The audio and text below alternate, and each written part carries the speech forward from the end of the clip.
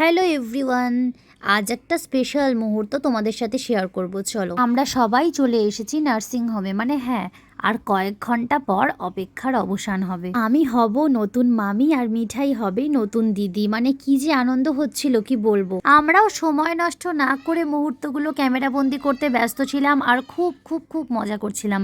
আর এই দিকে দেখো নতুন মাকে কত খুশি, দেখে নাও। নতুন বাবা, এই যে নতুন জেঠু, নতুন মাসি, নতুন মামি।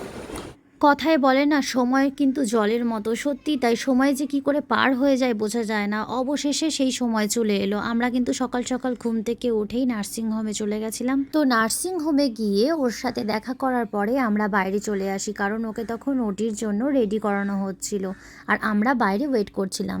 তাহলে বলো, লাস্ট ভোট বলো এবার, তোমার কি ছেলে না মেয়ে, বয় না গার্ল? ছেলে নাকি কোনটা হতে পারে বলো? কনফার্ম না, ঠিক আছে। তো এটা ছিল আমাদের নতুন অতিথির মাসি আর মামার ভোট পর্ব।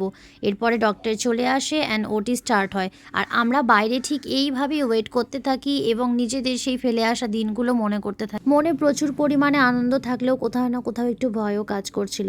তো অবশেষে সেই সময় আসে অ্যান্ড ডাক পড়ে নতুন বাবার। তো এবার দেখে নাও তো আমাদের ঘরে কে এলো। দাঁড়াও, এক্ষুনি তোমাদের দেখাবো যে আমাদের পরিবারের নতুন সদস্য কে হলো, কে আসলো আমাদের পরিবারে। ওই কি হয়েছে? বৃহস্পতিবার মাসি আসছে, মাসি। এত দিনের অপেক্ষার অবসান ঘটিয়ে আমাদের ঘর আলো করে এলো মা লক্ষ্মী।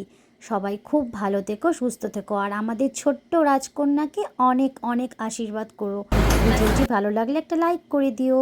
টাটা।